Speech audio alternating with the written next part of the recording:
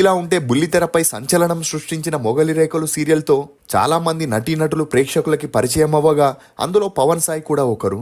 ఇక ఈ సీరియల్తో మంచి గుర్తింపు పొందిన పవన్ సాయి దాదాపు 14 సంవత్సరాల నుండి బుల్లితెరపై హీరోగా రాణిస్తున్నాడు. అయితే పవన్ సాయి పర్సనల్ విషయానికి వస్తే కొన్ని రూమర్స్ చక్కర్లు కొడుతున్నాయి.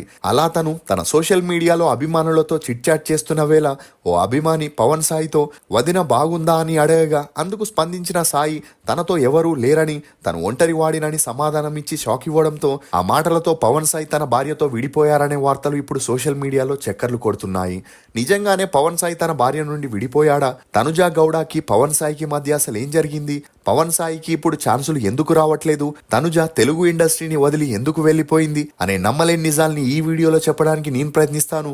మీరు మాత్రం ఈ వీడియోని పూర్తిగా చూడండి. టీ రుచులతో మీరు అలసిపోయి ఉంటారు. అందుకే మీకోసం బేబర్ చాక్లెట్ ని తీసుకొస్తున్నాం. ఇది రుచికి రుచి, ఆరోగ్యానికి ఆరోగ్యం. ఇందులో